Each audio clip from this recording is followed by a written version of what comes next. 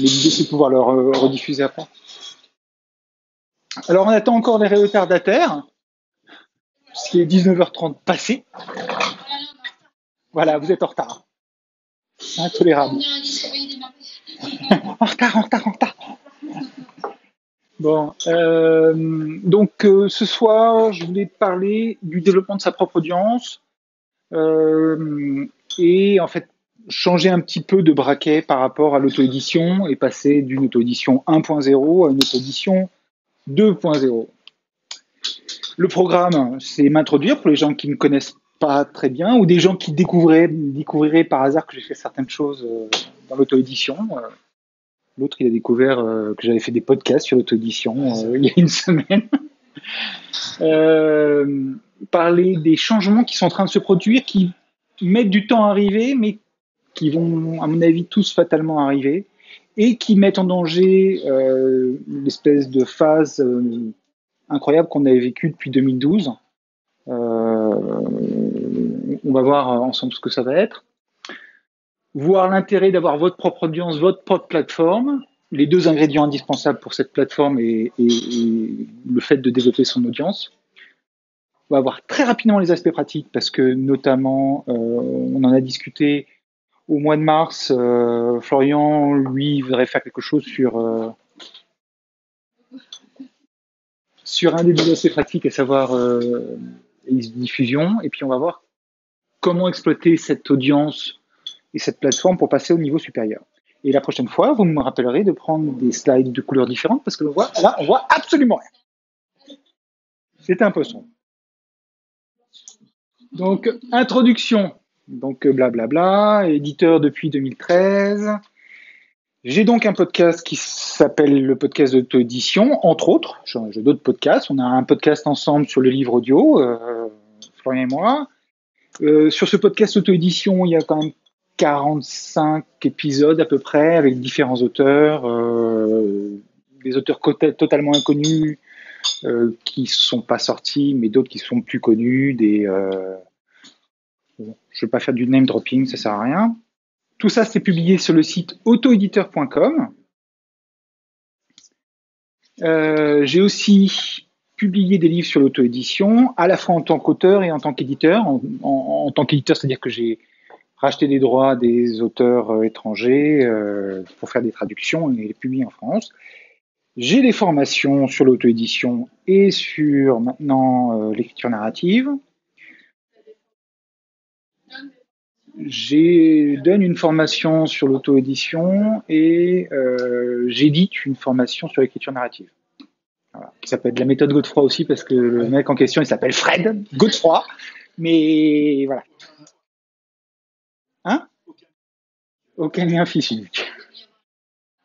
Voilà. Et pour simplement mettre en perspective tout ça, j'ai mis, c'est approximatif, les redevances perçues des plateformes uniquement en 2018, c'est 63 000 euros. Sachant qu'en plus j'ai des ventes directes, j'ai les formations et toutes ces choses-là. Voilà. Donc je suis plutôt du côté professionnel, activité à temps plein d'auteur et d'éditeur. Pourquoi je dis que la récré est finie? Parce qu'on arrive sur un marché qui est vraiment mature, même si ça reste le meilleur moment pour être un auteur par rapport à l'histoire du livre et l'édition en général. On vit dans la meilleure période pour être un auteur parce qu'on a énormément de liberté, on a énormément de possibilités, on peut choisir les partenaires qu'on veut, etc. On devient central en termes de créativité et on peut être directeur créatif de tout ce qu'on fait dans l'édition. On peut conserver entièrement son autonomie ou on peut travailler avec des partenaires et on a le pouvoir de choisir. Mais c'est un marché mature et qui dit marché mature dit qu'il y a un certain nombre de changements qui sont en train de s'opérer. Il y a une nouveauté qui s'essouffle. L'année dernière, on a vu Jean-Michel Apathy, qui est quand même le mec que j'imagine pas écrire un bouquin qui a sorti La vie de ma mère ou un truc sur mai 68 avec sa mère. Même Samantha Bailly avec la Ligue des auteurs professionnels s'est auto-édité à l'automne. Bon, ça fait un peu cracher dessus en plus. Il y a eu la création de la Ligue des auteurs professionnels à la rentrée, ou peut-être même un petit peu avant. Et on voit quand même que les forums d'auteurs sur Facebook notamment sont un peu en mode assistance respiratoire, c'est-à-dire que les discussions s'étiolent, enfin pour ceux que je fréquente moi, hein, les discussions s'étiolent. On a encore des personnes qui connaissent pas trop, qui viennent, qui arrivent, qui posent des questions, mais il y a de moins en moins de personnes qui répondent. Et voilà. Donc la nouveauté s'essouffle. Et côté des plateformes et des services, est-ce que je peux avoir quelque chose un tout petit peu plus net? Merci. On passe, comme pour Facebook, dont Florian parlait il y a un mois, au pay-to-play. Alors là, sur cette page, vous pouvez voir que bon, vous avez un livre d'Amazon Publishing, on va reparler après, mais là, vous avez une grosse publicité. Et une publicité comme ça, vous en avez aussi, alors ça c'est sur le site américain, on en a de plus en plus. Vous cherchez Mark Dawson, c'est assez ironique de prendre Mark Dawson parce que c'est monsieur publicité pour les livres. Donc vous cherchez Mark Dawson, vous tombez sur une publicité de Mark Dawson avec tous ses bouquins, mais juste en dessous, vous avez quelqu'un qui s'appelle C.J. Cooper qui a ciblé Mark Dawson et donc vous avez une autre publicité. Voilà. Donc là, vous vous retrouvez avec une recherche et 1, 2, 3 publicités. Oui, on a 3 publicités. Aux États-Unis, c'est encore plus grave. Non, alors j'ai pas l'exemple. Non, j'ai pas l'exemple. Mais bon, vous avez maintenant systématiquement des produits sponsorisés partout dans Amazon. Et il y a eu une période pendant laquelle le bandeau, les gens qui ont acheté ce livre ont aussi acheté, ou les gens qui ont lu ce livre ont aussi lu, qui était remplacé par de la publicité. Là, ils sont un petit peu revenus en arrière par rapport à ça, mais il y a de la pub dans tous les sens. Donc, on va passer beaucoup plus en pay to play. Ça veut dire qu'aujourd'hui, pour être découvert sur Amazon, qui est quand même le mastodonte, l'éléphant dans le magasin de porcelaine, voilà, l'aspect essentiel de l'édition, l'auto-édition numérique, il va falloir faire de la publicité, même en France, puisque on voit que ce site-là, c'est le site français. Je sais toujours pas comment on fait pour mettre sa publicité ici, et ça m'énerve. J'ai encore passé la moitié de l'après-midi. Voilà. On a aussi la mise en avant systématique des livres d'Amazon Publishing. Donc, si vous avez une Kindle liseuse, vous avez toujours de la publicité pour en écran de veille. 90% du temps, c'est pour un livre d'Amazon Publishing. Donc, ce sera celui-ci, ce sera le truc des étoiles, des choses comme ça. Ça a toujours été présent, mais il y a des moments où c'est plus présent qu'à d'autres. On a plus souvent des publicités avec Amazon Publishing et ils ont leur livre à eux. Maintenant, on peut mettre, ils sont partout et ils essaient de vendre plus leurs livres. D'ailleurs, dans les listes de best-sellers, on voit souvent des livres Amazon Original d'Amazon Publishing. Et puis, oui, Amazon a aussi une maison d'édition. Thomas and Mercer, Montlake Romance, ils ont une demi-douzaine. Ils ont Amazon Crossing qui s'occupe des traductions dans un sens et dans l'autre. Voilà, qui traduit du français vers l'anglais ou de l'allemand vers l'anglais et inversement qui prend des livres qui sont en anglais publiés sur le marché américain ou le marché anglais. Voilà. Ouais. Et on voit aussi de plus en plus souvent des gens qui exploitent les failles. Donc là, c'est ma némésis. Ma némésis, elle est particulièrement ici. Il y a 2 fois, mince. Mais bon, tous ces trucs qui exploitent les failles de Kindle Unlimited et de KDP Select pour être dans le top 100, alors que c'est des... Alors, ce sont des gens qui exploitent les failles du système Amazon, principalement, qu'on va pas retrouver ailleurs, pour avoir énormément de visibilité grâce à Kindle Unlimited, arriver dans le top 100 des ventes, global. Et à partir de ce moment-là, il y a d'autres personnes de Kindle Unlimited qui vont prendre leurs livres et les lire. Ils vont un peu les pousser à aller jusqu'à la fin du bouquin pour toucher de l'argent. Et qu'est-ce qu'ils vont faire? Ils vont avoir un texte, 25 couvertures, successivement, 25 titres différents. Donc Le secret de la nounou, Prise dans l'avion par deux hommes avec moi dans l'avion, Le secret de la jeune fille au père, etc., etc. Et ils vont faire tourner ça tous les mois ou tous les 2 mois ou tous les 3 mois pour tirer de l'argent d'Amazon, tirer de l'argent des gens qui sont abonnés à Kindle Unlimited et ailleurs, et par là même aussi prendre la place d'autres auteurs. Voilà, donc c'est un abus. Amazon leur a fait un peu la chasse l'année dernière. Notamment, Emma Quinn avait disparu pendant 4 mois, et puis elle est revenue. Autrement, j'imagine qu'elle a dû argumenter. Hein?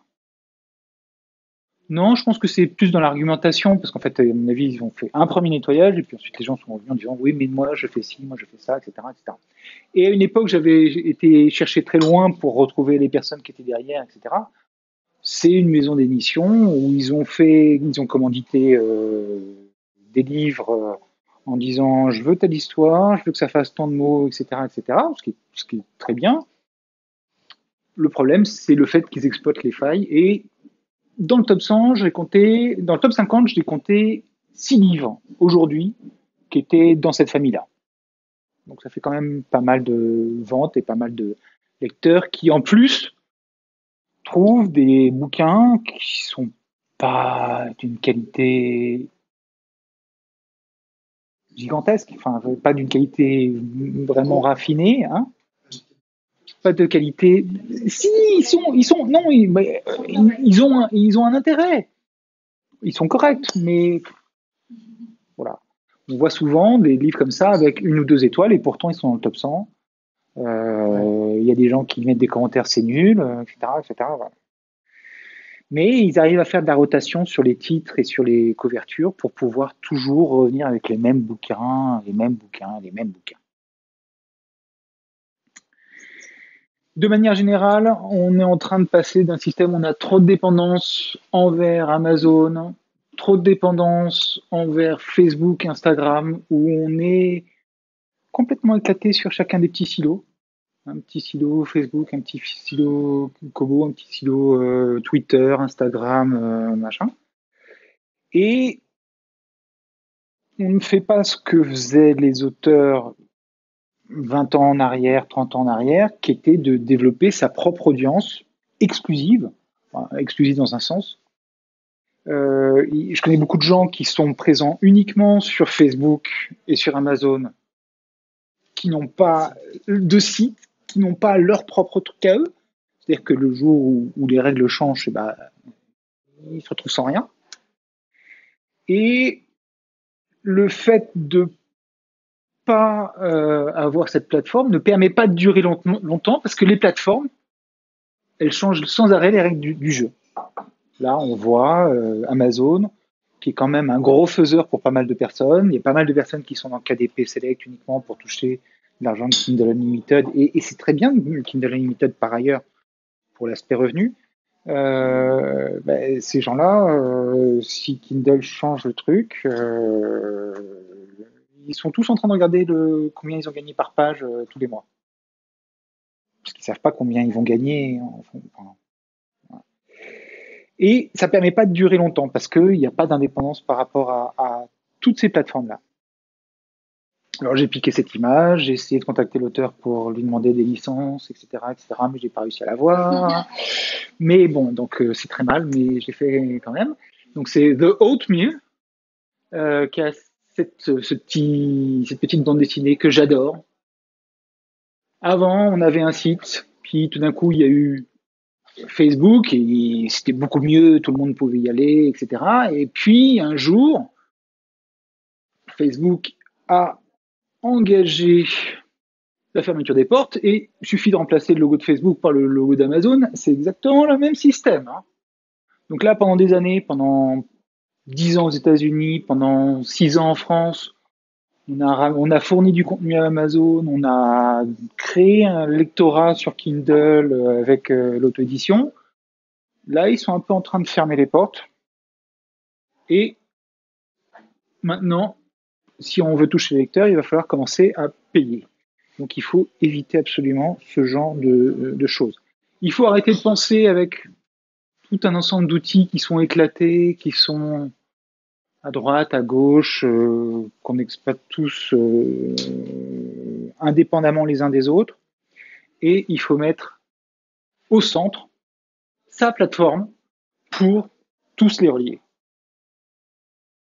Parce que ce qui compte, c'est pas ce que va faire Amazon, ce que va faire Kobo, Google, etc., ce qui est très bien pour eux, c'est nous, c'est vous.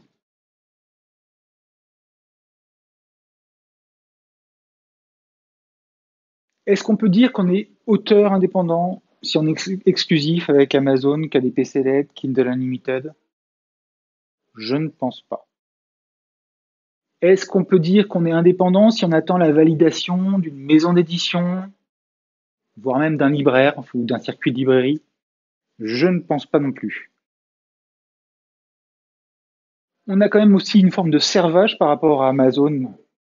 J'attaque Amazon, mais je pense que c'est très très bien par ailleurs. Hein. Où en fait, on a l'impression qu'on est les clients d'Amazon par rapport à Amazon KDP et au fait de publier sur Amazon KDP, alors qu'en fait, on est juste les minions qui sont en train de souquer au fond de la soute pour faire tourner la machine Amazon.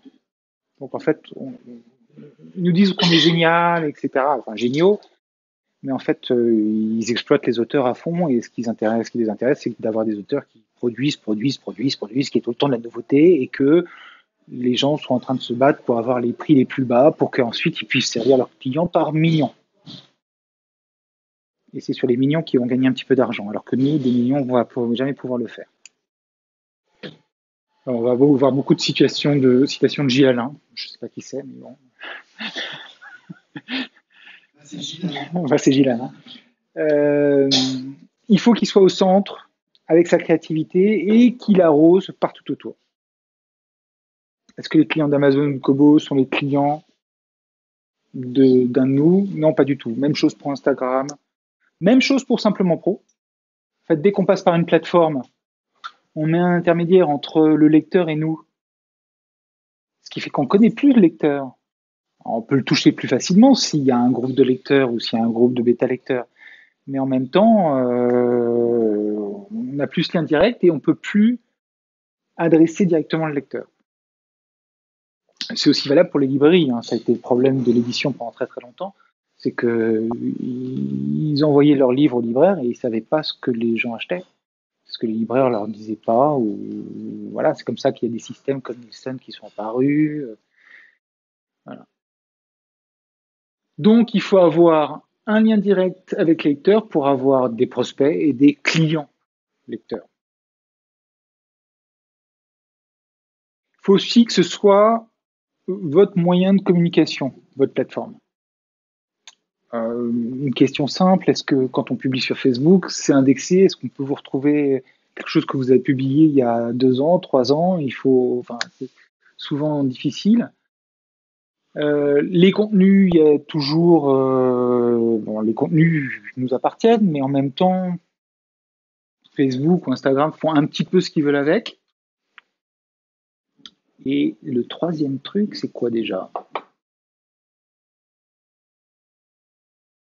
Oui, quand on publie quelque chose, où est-ce que les gens vont savoir qu'ils vont pouvoir le trouver? Est-ce que c'est chez vous ou est-ce que c'est ailleurs, chez quelqu'un d'autre? Chez Facebook, chez Instagram, chez machin. Aujourd'hui, souvent, c'est sur Facebook et les gens ne savent pas pratiquement qui vous êtes. Donc, il faut prendre tous ces silos et faire en sorte que systématiquement, ils ramènent à votre plateforme, à vous, pour que vous puissiez ensuite faire le chemin inverse. Prendre ce que vous avez vous le mettre sur votre plateforme et ensuite le diffuser partout ailleurs. Alors ça va être aussi du 80-20, la loi de Pareto qu'évoquait Florian la dernière fois. C'est 80% du temps vous allez faire comme ça, et puis 20% du temps vous allez pouvoir faire un truc hyper spécifique à Facebook ou hyper spécifique à Instagram pour donner un aspect spécifique plus riche à cette plateforme-là et aux gens qui sont sur cette plateforme-là.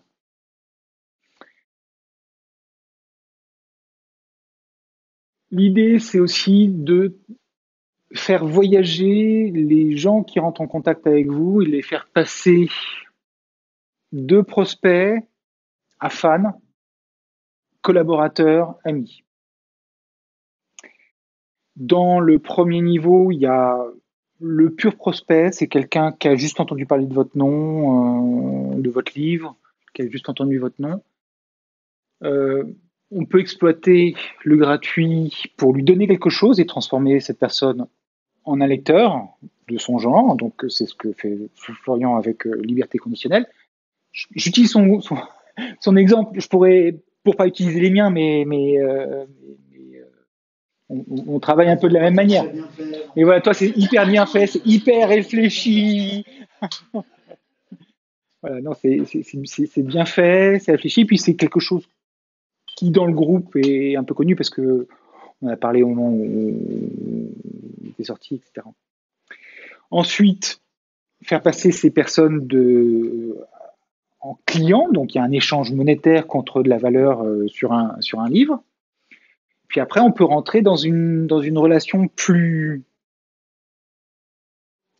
pas intime, mais presque, euh, voilà, plus proche, en transformant ces gens en bêta-lecteurs, en les transformant en fans. Et il y a, on verra plus tard, il y a les 1000 fans, qui est une étude sur la longue traîne, en fait, qui intervient là-dedans. Et puis, encore plus loin, quand on rentre en contact avec les gens et qu'on les transforme en fans, on peut en faire des amis et on peut travailler avec eux aussi. Euh, il y a de très nombreux exemples de lecteurs, bêta-lecteurs ou de gens qui lisaient des romans qui sont rentrés un peu plus dans la vie de l'auteur, qui sont devenus conseillers spécialisés, par exemple, pour les armes à feu, pour des problématiques spécifiques informatiques, etc., etc. Enfin, après, il y a de la collaboration. Et il y a aussi de la collaboration qui est possible euh, avec les auteurs. Je reviendrai là-dessus. Non, ouais, c'est pas ça. Devenez bankable. Bon, les éditeurs sont intéressés par les auteurs qui ont des plateformes, pas par les auteurs qui ont fait un bouquin qui a bien marché. Parce que si ça s'est passé bien une fois, ils sont pas du tout sûrs que ça passe bien une deuxième fois. Alors que si un auteur a un lectorat et qu'il est en relation avec son lectorat, l'éditeur va pouvoir exploiter cette relation pour la faire grandir et pour faire en sorte que l'auteur vende plus de bouquins. Les auteurs indépendants sont intéressés par les auteurs qui ont une plateforme. Parce que un très bon moyen de développer son lectorat en commun, c'est de faire des opérations communes, d'échange de lecteurs. Et quelqu'un qui n'a pas de plateforme, c'est difficile de faire une opération commune, un box set, une anthologie, etc., avec cette personne-là. Hein? Pardon? Voilà, c'est le site et le site c'est un des outils, mais après voilà, et après il y a la plateforme c'est un peu méta par rapport au site, tu vois, c'est un peu plus, ça englobe la liste, ça englobe ce que tu fais en termes d'événements, ça englobe tout ça quoi. Ça englobe aussi les relations que tu peux avoir même avec des libraires, des choses comme ça. Mais les outils très spécifiques, ce sera en effet la liste et le blog. Et puis les lecteurs sont intéressés par des auteurs qui ont quelque chose à leur raconter. Pas forcément que sur eux, sur d'autres choses aussi, mais voilà. Alors donc les deux ingrédients indispensables. Voilà. Un, le site web. On peut pas. C'est quoi la question?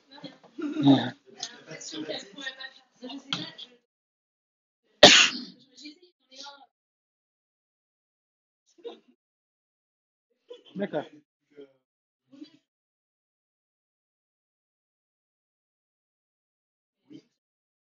Oui, oui. Oui, c'est pas mal.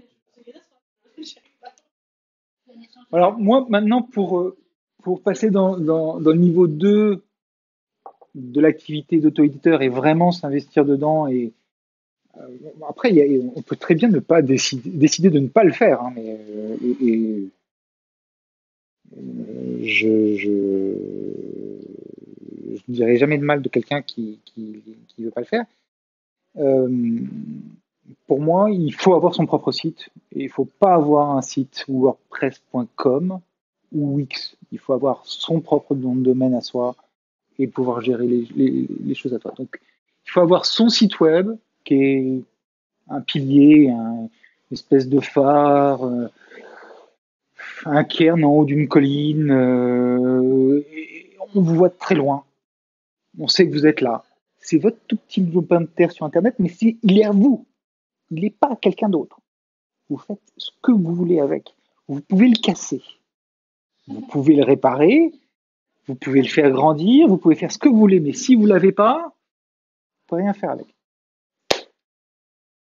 C'est quelque chose que vous possédez. Donc ça, c'est très important. C'est pas quelque chose que quelqu'un d'autre a. C'est pas Facebook qui l'a. C'est pas Amazon qui l'a. Voilà. Il faut que ce soit l'endroit où on vous trouve dès qu'on vous cherche. Si on tape Ducreux sur Internet, on tombe sur Ducreux. Si on cherche Jean Ducreux sur Internet, on tombe sur ducreux.us. Je ne sais pas pourquoi, mais ducreux.us. Et on tombe directement sur le site de Jean Ducreux. Hein? Je sais pas, peut-être que. Non, mais il y a la concurrence. Il y a Ducreux Distribution. C'est un peu comme Godefroy.fr. Godefroy.fr, distributeur de machines agricoles. Voilà. Euh, alors ensuite, ça va être un endroit où vous allez pouvoir entamer le parcours du prospect et créer un contact avec le lecteur. Si vous n'avez pas ça, ça va être la même chose. Il va y avoir des intermédiaires en fait qui vont être là pour gérer le contact pour vous et qui en fait vont récupérer le contact pour eux. Voilà. Et ça peut aussi être un générateur de profits. Alors, pas forcément des profits énormes, mais des petits profits. Rien que l'affiliation, ça peut représenter quelques 3 à 5%, je sais plus, c'est 5% les commissions d'affiliation d'Amazon. Enfin, bon, on peut gagner un peu plus d'argent en royalties sur Amazon, c'est la même chose sur Kobo, mais on peut aussi gagner plus d'argent sur d'autres produits grâce à ça, avec l'affiliation. C'est un endroit où on va pouvoir mettre en valeur son fonds de catalogue. Et ça, c'est quelque chose que tous les gens oublient et tous les auteurs auto-édités oublient, c'est qu'ils ne se consacrent qu'aux derniers sorties. Voilà, ils font pas vivre leur fonds de catalogue, ils font pas vivre, voilà. Hein, c'est voilà. Exactement, exactement. Moi, mon best-seller, c'est un bouquin qui a été publié en 2009. Aujourd'hui encore, c'est un bouquin qui me rapporte 20 000 balles par an. Ouais. C'est une habitude qui est prise et le fait de faire vivre le fond de catalogue est pas mis en valeur. Et puis on peut aussi aller plus loin et avoir une boutique d'exclusivité. Donc c'est pas facile. Voilà. Alors, c'est particulièrement intéressant dans certains genres, dans la romance, dans la fantasy, tous les trucs où les gens sont avides de collector. Les exemplaires dédicacés. Oui, oui, oui. Ouais, ah oui, c'est vrai ça. Ouais, voilà.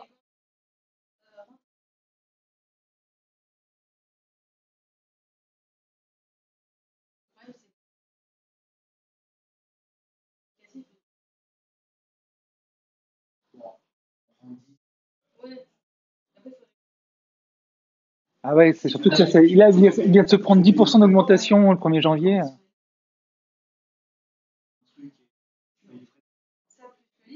je l'ai fait, hein. Je l'ai fait Ah, toi, t'as un petit quelques-uns. euro comme ça. Mais oui, c'est Ouais. 8 euros quasi l'envoi. Donc ça, plus le prix du livre. Alors des fois, moi, je prends même un dernier machin, je le vois. Enfin, comme forcément, tu gagnes plus. Tu découvres encore. Non, mais comme je gagne de toute façon plus parce que je l'achète à prix auteur, ben, je prends une partie des frais de port à hasard, je passe. Mais bon, c'est comme ça. Hein. Moi, j'achète des trucs des États-Unis. Non, mais je me Le doute bien. Le papier Bible. Le papier Bible. Non, mais c'est bien pour les trucs des d'ailleurs, le prix. Ouais. Les gens Mais comprennent les gens, s'ils sont intéressés, ils paient les frais de livraison. Là, souvent deux, on a envoyé comme ça. Parce que ils ont pris les deux en même temps d'ailleurs. 10,08 €. Oui, c'est proportionnel. Enfin, c'est pas Oui, non, mais c'est comme un box set. après, tu peux faire l'expérience. Mais ouais, du coup, c'est cher. 25 €. Mais les frais de port, ça a toujours été cher. Hein. On a perdu l'habitude avec Amazon Prime et toutes ces cochonneries, mais Avec livret brochure, du coup, en Belgique, ça coûte pas du tout. ouais, sauf que C'est 3 €. livre brochure. Ah bah oui, mais ils le font 3 €. Ouais. Je l'ai fait 4 fois déjà. Ouais. Il faut tomber sur le bon facteur. Ils arrivent même plus vite que. Alors par contre, je fais un emballage. Ouais. Bien. Béton, mais jamais de problème. Ah, non, mais... non, les frais de poste, c'est vraiment un gros problème. Et ça, on va pas réussir à. Alors, petit aparté, il y a Relais Colis. En plus, c'est suivi. Pour des gros, genre un gros Ah livre. ouais. C'est moins de, c'est plus de 3 centimètres, il faut passer par là. Oui. Enfin, pour les gens qui bossent, limite, t'as les faire midi. T'as des tarifs. Voilà. Ça va pas. Qu'est-ce qu'on met sur son site web? Sa bio, ses livres, une page par livre, un peu d'actu, un peu de presse si on en a, une page de contact, et on peut faire un blog. Mais en fait, on utilise un... Hein? Pour le référencement, là. Non, c'est plus pour entretenir le dialogue avec les gens, c'est plus pour... Oui, pour le référencement, c'est bien aussi, mais non, non, non, c'est... C'est-à-dire qu'en fait, le problème du blog, c'est que ça met un petit peu la barre assez haut quand on se met une échéance. Putain, je publie un article tous les 2 jours, etc., etc. Donc, moi, je le mets à la fin parce que c'est bien si on réussit à faire un article tous les 2 jours, un article par semaine, un truc comme ça. Super bien. En même temps, si vous le faites pas, du moment que vous avez fait le reste, c'est bien. Et là, sur son livre, on va mettre ce lien d'affilié. Hein? Google sera peut-être pas content. Google sera peut-être pas forcément très content, mais en même temps, si tu associes ton nom de domaine, Julien Rachou, avec ton nom d'auteur et le titre de ton livre, si quelqu'un cherche, je pense qu'il va tomber sur vous. Voilà, voilà, voilà. C'est clair que tu pourras pas utiliser l'indexation sur romance ou sur un genre particulier ou sur une histoire particulière. Mais sur ton nom, sur les titres de tes livres, tu pourras tout à fait l'exploiter, l'indexation. Ça dépend des auteurs, mais j'aime beaucoup où les chroniqueuses sont mieux référencées. Oui, parce qu'elles ont des blogs. Ouais. Alors après, ce que vous pouvez faire pour les sites web, c'est aller regarder en France, mais aussi en Angleterre, aux États-Unis, parce qu'ils sont quand même vachement plus forts que nous, vachement plus avancés, et ils ont un état d'esprit qui est un petit peu différent. Ce qui marche bien. Vous allez voir Whatever Scalzi, vous allez voir la plateforme de Mark Dawson dont je parlais précédemment, vous allez voir The Creative Pen pour tout ce qui est auto-édition, vous allez voir, enfin voilà, et vous regardez ce qu'il y a, et là vous faites un podcast par semaine plus 3 articles, c'est vraiment trop de contenu. Non mais il y a des bonnes idées à prendre, et il y a des bonnes choses à prendre, dans différents genres. Vous suivez des auteurs anglo-saxons qui ont aussi des blogs ou des mailing lists, vous allez voir que vous allez avoir un petit email de 100 mots par semaine avec un livre à lire ou une recommandation ou une chronique ou des choses comme ça. Ça va simplement entretenir la relation avec les gens et ça va faire que quand vous penserez Joshua Dalzell ou autre, vous saurez mettre un visage, mettre des couvertures de livres sur ce nom-là. Le deuxième outil, le deuxième pilier, c'est la liste de diffusion. Alors, je vais commencer par un rappel à la loi. Il y a le règlement général sur la protection des données et la loi sur la confiance en l'économie numérique qui date d'une époque avant.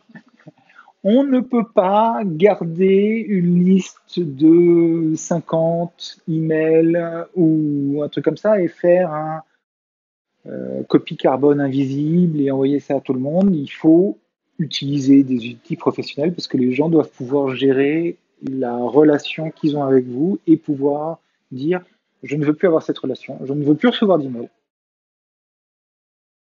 Contrôler leur. Voilà, et contrôler en plus le fait que vous gardez des informations sur eux, etc., avec vos élèves et tout, etc. Donc je connais des gens qui m'ont filé comme ça des listes de 150 personnes, 200 personnes, et je dis mais non, hein, t'as pas le droit. C'est mauvais pour toi en fait parce que si tu envoies un mail comme ça, ou surtout en utilisant un CCI ou des choses comme ça, pof, c'est un mail non sollicité, tu peux te dire que les opérateurs ils vont blacklister ton adresse directement. C'est même pas spam, hein, c'est 550 erreurs. Je ne veux pas de votre email. Et à partir de ce moment-là, tu as complètement détruit la relation que tu pouvais avoir avec tes lecteurs. Donc il faut utiliser un outil spécialement fait pour gérer une vidéodiffusion, parce que sinon, on va pas y arriver. En plus, ces outils-là, ils vous aident à collecter des adresses email. Et après, en termes de stratégie, le mieux, c'est de leur donner un cadeau en échange, une nouvelle, un roman entier, le premier épisode d'une série, des choses comme ça. Dans votre liste de diffusion, vous allez pouvoir aussi l'alimenter avec votre actualité, des critiques ou des chroniques d'autres livres dans le même genre, parce que comme ça, vous servez en fait votre public avec du contenu qui l'intéresse. En matière de promotion, vous allez pouvoir appliquer la fameuse loi de Pareto, donc 80% de contenu de valeur sans connotation forcément commerciale par rapport à vous, et puis 20% où vous parlez de vous, vos livres, vos œuvres, vos lancements, vos pré-lancements, etc. Vous allez pouvoir utiliser aussi votre liste de diffusion, bien évidemment, pour tout ce qui est la phase de pré-lancement, avec des couvertures et des choses comme ça. Et puis, le jour où le livre est là, bah, vous dites, allez-y, achetez-le tous, et vous arrivez 12e des listes sur Amazon, Kobo et autres. Gilles Alain a dit, ça souvenez-vous-en, l'argent est dans la liste. Ça fait 40 ans que j'entends ça. C'est le client, c'est le fichier client qui détermine la valeur d'une société de VPC ou de quelqu'un qui est en contact distant avec ses clients. Et c'est à partir du moment où vous avez un fichier client, où vous avez des contacts avec des gens, vous allez pouvoir leur vendre plein de choses différentes. Alors, quand je dis vendre, c'est pas forcément contre de l'argent, hein, ça peut aussi être complètement gratuitement, ça peut aussi être simplement du contenu que vous leur donnez. Et ce que vous attendez d'eux, c'est qu'ils diffusent les idées qu'il y a dans ce contenu. L'argent, c'est une forme de valeur. Voilà.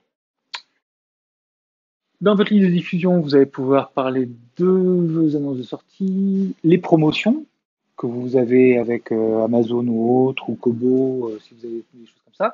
Vous pouvez aller plus loin et cibler un petit groupe à l'intérieur de votre liste et créer un groupe de lecteurs en bêta. C'est pas bêta comme imbécile, mais c'est bêta comme la lettre.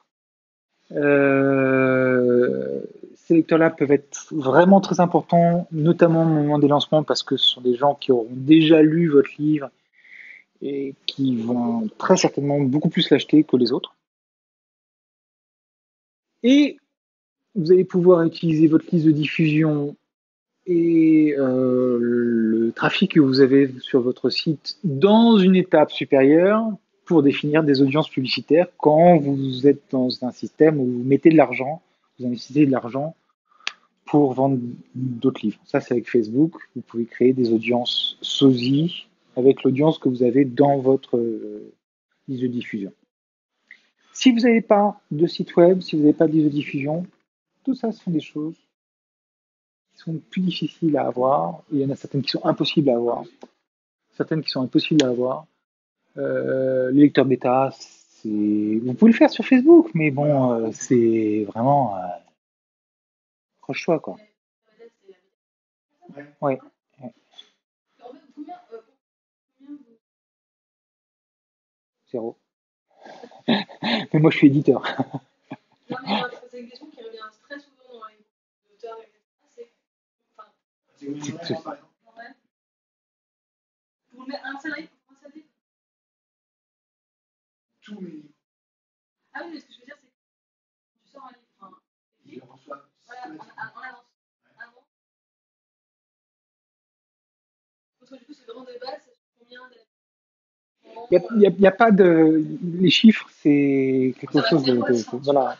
Non, mais voilà, après, c'est. Si c'est proportionnel avec le nombre de lecteurs que tu en général.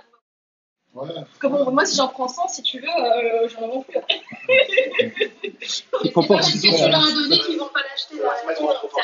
C'est proportionnel, et puis après, c'est difficile de savoir quels sont les bons les bêta-lecteurs à prendre, mais si tu as vraiment les très bons, Moi, j'en ai. tu peux en avoir 15, J'en ai 3, 4, 10, 30. Après, moi, je travaille un peu.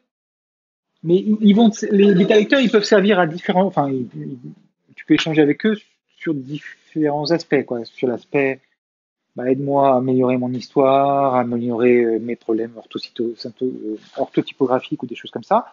Mais aussi, tu peux les utiliser, entre guillemets, pour les lancements et pour avoir un rayonnement plus important au moment du lancement, parce qu'ils vont parler de ton livre ailleurs et ils vont t'aider à faire en sorte d'acquérir de la visibilité. Hein, ouais, ils font tout. Oui, oui, bien sûr. Ouais.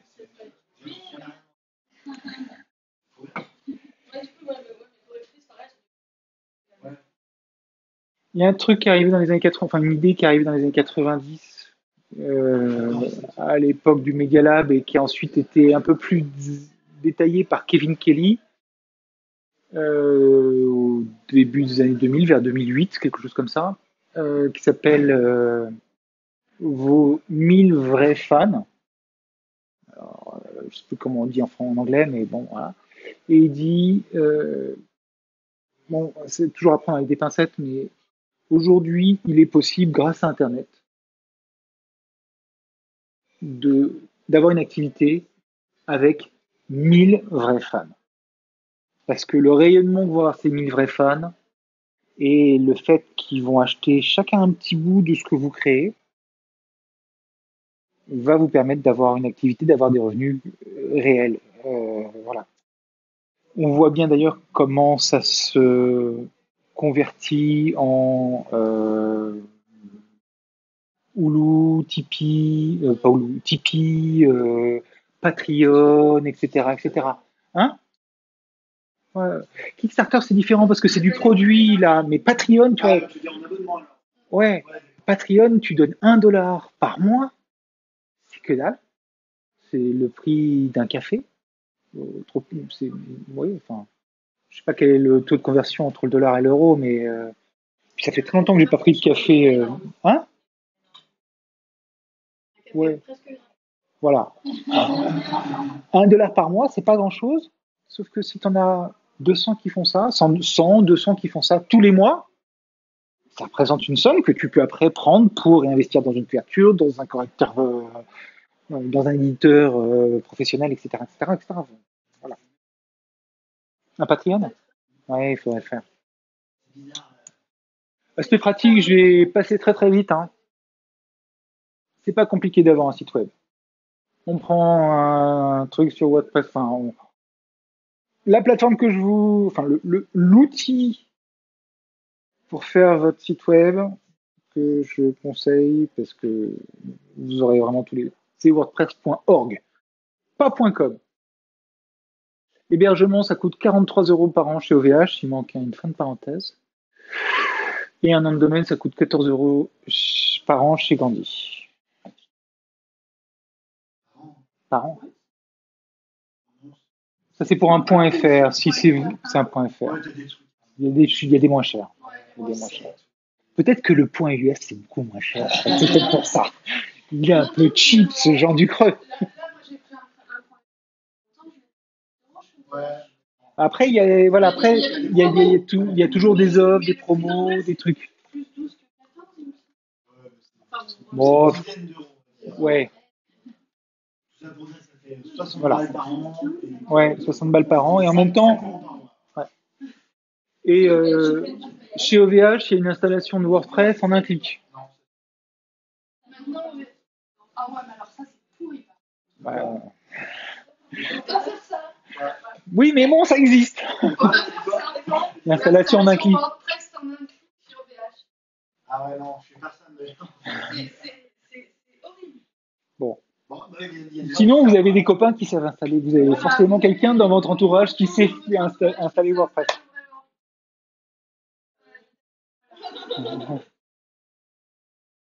Et votre, hein? Ouais. À partir de votre site web, vous allez pouvoir rejaillir derrière sur. Ouais. Non, mais c'est simple. Après, c'est sûr que la partie.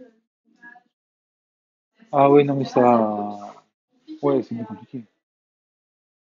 Elle aura que la partie. Ouais. Et puis, comment faire. personne ici ne te demande de faire un thème WordPress. Ouais. Non, en plus. T'en prends un parce que souvent, t'as pas envie de te gérer toutes les problématiques qui sont liées à un thème WordPress. T'auras peut-être envie de changer un autre truc à droite et à gauche. Voilà. Là, ça devient un peu plus compliqué. Mais en même temps, ça reste c'est plus compliqué sans être inatteignable. Et les autres plateformes de WordPress, on peut aussi acheter. Les Wix et autres. Ouais, ça va rien. Bah, c'est pas que ça vaut rien, c'est que t'es pas chez toi, Mais même si t'es chez eux. Et puis il y a plein de choses que tu peux pas faire. Oui, d'avoir ton propre nom de domaine, mais en même temps, il y a plein de choses sur lesquelles tu es limité. Si tu as un WordPress.org, Tu peux rediriger ton nom de domaine vers un.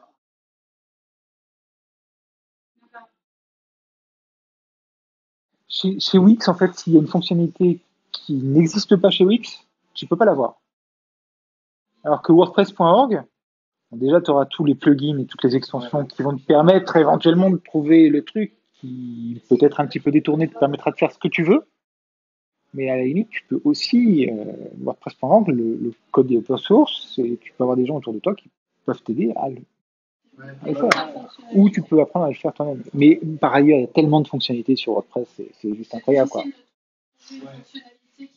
Ouais, c'est difficile. Ouais. T'es pas le premier à avoir eu ce problème. Je te rassure, il y a quelqu'un d'autre qui l'a eu, et souvent plus d'une personne. Donc voilà, il y a des gens qui ont résolu le problème pour toi. Liste de diffusion, donc moi, je continue à conseiller MailChimp parce que c'est gratuit jusqu'à 2000 inscrits. Il y a des modules WordPress, qu'on peut avoir ce qu'on appelle une landing page, c'est-à-dire une page avec juste le formulaire d'inscription pour la newsletter, etc. Mais ce qui est plus intéressant, c'est qu'on a maintenant l'automatisation qui est gratuite et qui est inclue dans le plan gratuit. À l'inverse, MailChimp, à partir du moment où vous sortez du gratuit, là, ça commence à douiller un peu cher. Enfin, c'est plus cher que les autres. Ça fait plus de choses, mais c'est plus cher que les autres. Vous pouvez enfin, bon, je vous montrerai pas la facture de ma femme pour MailChimp, c'est juste, c'est un peu dur. Mais pour commencer, c'est vraiment ce qu'il y a de mieux. Après, on peut avoir un peu plus d'abonnés en plus. On fait du nettoyage des abonnés, les abonnés qui regardent plus les emails, etc. Voilà. Ouais, enfin, moi j'ai 100 000 abonnés, donc. Enfin, pour nous, alors, Ouais, Non, les petits joueurs, c'est même pas sujet sur ma page. non, j'en ai pas 100 000, j'en ai un peu moins que ça, parce que il fait une somme de toutes les listes. Et voilà. je sais pas si tu as d'ailleurs. De faire quoi? Moi, à 100 000, Si tu serais pas là, c'est du pur altruisme, là, qu'elle a. ouais.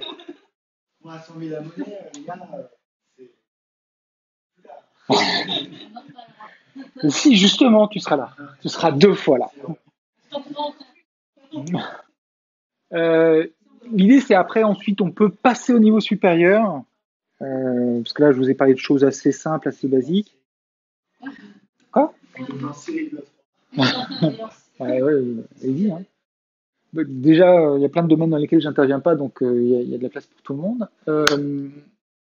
Donc, pour passer au niveau supérieur, il y a la stratégie du gratuit. Et on peut utiliser sa plateforme pour répandre ses histoires et ses idées gratuitement.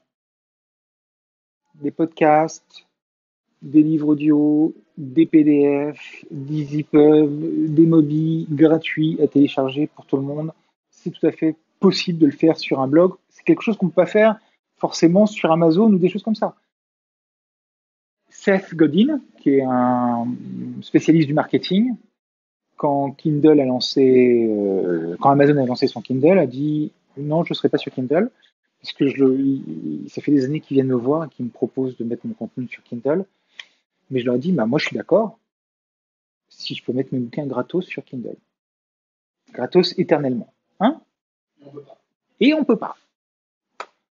Or, un site web, aujourd'hui, ça reste le meilleur endroit pour diffuser ses idées. On peut faire comme Seth Godin, justement, un blog avec 200 à 2000 mots tous les jours. On peut aussi mettre un bouquin avec des idées intérieures gratuitement, etc. etc. Chose qu'on ne peut pas faire sur Amazon, qu'on peut faire sur Kobo, mais qu'on ne peut pas faire sur Amazon. Il y a un biais psychologique par ailleurs au fait de donner des choses aux gens, avant de leur demander de vous donner quelque chose en échange. C'est de la pure manipulation. Voilà, mais c'est quelque chose qui fonctionne très bien et il faut pouvoir l'exploiter ou en tout cas prouver son envie de donner quelque chose aux gens avant de leur demander de l'argent. Et on n'attrape pas les mouches avec du vinaigre. Donc le gratuit, hein? Ah, c'est Gilles Alain, oui. C'est ton doute, c'est ça. Je sais pas qui est Gilles Alain. Celle-là, la personne, tu vois, dans la tête. Non, mais Gilles Alain, c'est le nom par défaut qui est affiché quand on fait mettre une machin. Donc,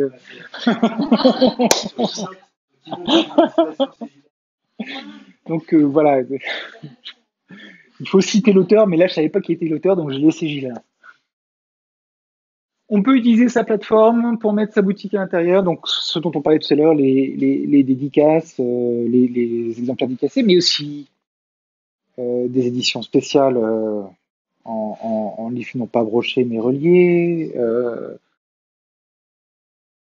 tout un ensemble de choses qu'on peut faire dans sa boutique. On peut, à bout d'un moment, quand on a fait grandir sa plateforme et qu'on a des clients ou des prospects directement dedans, plutôt que de filer 30% à Amazon ou à Kobo, ou même 65% à Amazon et 30% à Kobo, garder 100% pour soi. Pour le numérique ou oui, pour le numérique. Après pour le reste, 100%. Pas d'intermédiaire. 100% de. oui, parce que même si tu vends un livre, c'est sans les frais d'impôt. En tout cas, voilà. Pour le numérique, mais pour le reste aussi.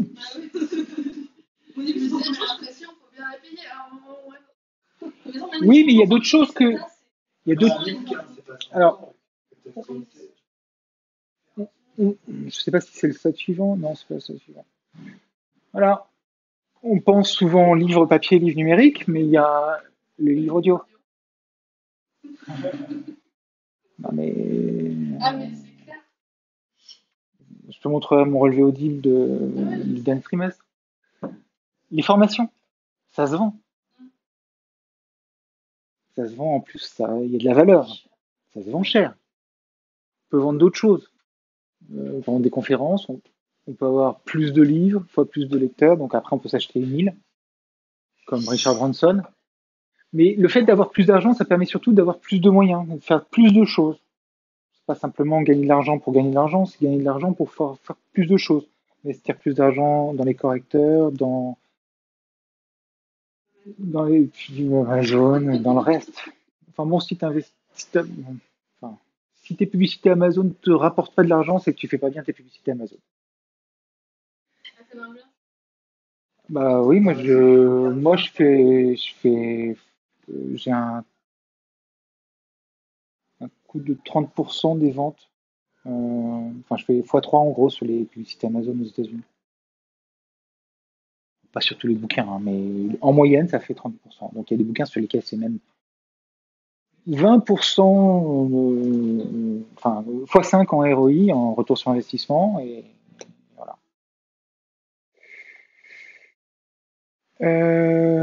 Oui, donc la publicité, c'est bien. Parce qu'on dépense de l'argent sur un prospect, mais s'il nous rapporte un petit peu d'argent tous les ans, qu'on garde ses prospects les uns après les autres, à la fin on en accumule, et c'est pas en un an que j'ai eu 100 000 personnes inscrites sur mes listes, mais en plein de temps, voilà, ces gens-là, ils peuvent rapporter de l'argent très très longtemps, donc il faut gagner de l'argent. Oui, la publicité, c'est bien pour monter son audience. En fait, on utilise l'argent qu'on gagne, qu'on réinvestit, et voilà, on réinvestit, et à la fin, on se retrouve avec des dizaines de milliers de lecteurs. Conclusion, mais qu'est-ce que j'ai dit en conclusion? Non, c'est la page sur, je l'avais déjà vu, c'était sur augmenter son catalogue et développer ses résiduels. Hein? Je veux voir toutes les pages de Oui, travail. d'accord. Donc les résiduels, c'est le fameux fond de catalogue, le fait de remettre en avant son fond de catalogue, le fait de faire en sorte que quand vous avez un prospect qui arrive, quelqu'un qui a lu un livre, que ce soit un livre gratuit ou que ce soit le tout dernier que vous avez vendu à 4,99, il sache tous les autres bouquins que vous avez publiés et qui soient exposés à tous ces bouquins-là. Une fois, deux fois, 7 fois, et 7 fois il achète. Euh, voilà. Conclusion. Alors on peut avoir deux approches totalement différentes dans l'auto-édition, et bon, à ce moment-là, on se rapproche. Enfin, dans un cas, si on fait ça plus pour le plaisir, on est plus dans l'auto-publication que dans l'auto-édition. Euh, mais il faut envisager tout ça vraiment comme une activité professionnelle. Voilà. Si on veut pouvoir durer, et si on veut pouvoir durer, il ne faut pas se retrouver comme ça avec une plateforme ou une autre. Hein. Ce serait la même chose que de faire comme ça avec un éditeur, ce que souvent on a choisi de ne pas faire parce qu'on ne voulait pas donner ses droits à un éditeur, on voulait garder ses droits, on voulait rester maître de ce qu'on voulait, de ce qu'on faisait, de son autonomie. Il ne faut pas faire la même chose avec les plateformes, quelles qu'elles soient, que ce s'agisse de Kobo ou d'Amazon ou d'Audible ou d'un autre.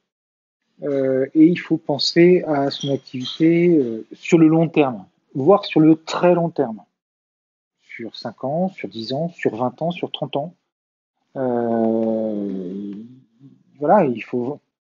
Tu ne meurs pas, toi? C'est dur à faire. Au contraire, c'est C'est plus Mais non, facile. mais t'as plus de temps de moins. Pour moi, 10 ans, c'est déjà énorme. La moitié de ta vie. La moitié de ma vie, c'est vieille, attends. Non, mais genre, tu vois, me projeter dans 20 ans, c'est-à-dire que je me prends 20 ans en arrière. J'avais Ouais. 5 ans. J'avais 4 ans. C'est parce que tu n'as pas encore d'enfants, toi. Moi, j'ai des enfants, donc je pense non plus à 20 ans, mais à 70. Parce que demain, je meurs, mes enfants, pendant 70 ans, Oui. vont pouvoir exploiter ce que j'ai fait. Voilà. Donc, il faut penser à très long terme, et c'est pas en passant par les intermédiaires, en se confiant entièrement à des intermédiaires, qu'on va pouvoir justement penser long terme, et il faut ramener les choses à soi. Et il faut essayer d'avoir comme ça le contact avec le client ou le prospect, le lecteur, le plus intime possible. Est-ce qu'il y a des questions? Est-ce qu'il y a des réflexions? Ouais, Une vas-y. petite question. En moyenne, Ouais. pour faire publier un livre en format papier, 0. 0. Comment vous procédez? Faut qu'il y ait le mois prochain. C'est le mois prochain, t'as pas pris la bonne question. Non, non, non. Tu as demandé aussi, on n'a pas les cheveux. C'est pas toi qui investis là-dedans, c'est le lecteur qui investit dans le livre. Maintenant, ça coûte 0. Si tu es professionnel, ça te coûte quand même de l'argent. Parce que tu n'es pas la meilleure personne pour faire ta couverture. Il faut vraiment trouver quelqu'un qui est pro et qui te fait une vraie bonne couverture. Tu n'es pas la meilleure personne pour relire ton livre. En fait, il y a un problème cognitif tout simple, c'est que quand tu lis ton livre, tu vois plus les fautes. Tu peux pas les voir. Toi, tu penses à ce que tu as écrit, tu ne penses pas à ce tu penses à... Voilà, tu lis ce que tu penses avoir écrit et tu lis pas les mots tels qu'ils sont. Donc, le deuxième investissement indispensable, dans mon sens, c'est correcteur et éditeur vraiment du texte. Ça, c'est les deux choses sur lesquelles il faut investir dès que tu peux.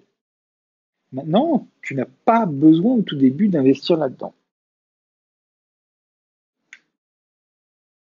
Peut-être pour t'expliquer le principe que tous c'est le print on demand. L'impression à la demande. L'impression à la demande, c'est-à-dire que sur cette Amazon, pour pas la nommer, c'est la plus grosse, tu vas uploader ton fichier numérique en fait, PDF. Du coup, c'est que au moment où quelqu'un va acheter ton livre qui sera imprimé. Du coup, ça te permet de faire pas de stock, pas d'investissement. Ça coûte 0. Donc ça coûte 0. Ouais. Ouais.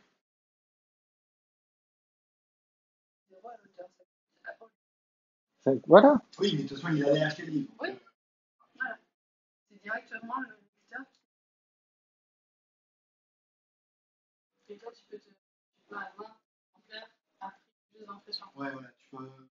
Pour les ventes web de la main à la main. Oui, par le même mode opératoire. Ouais, vraiment, j'ai pas trouvé moins cher. En impression à la demande. Et imprimeur, ouais, imprimeur. De toute façon, les prix, c'est. Sur Amazon, là, c'est, ouais, la qualité est quand même là. Hein. C'est des soft covers. Hein, voilà, C'est comme un livre de poche, mais plus gros. Le papier est différent. Le papier est différent. J'ai arrêté ça.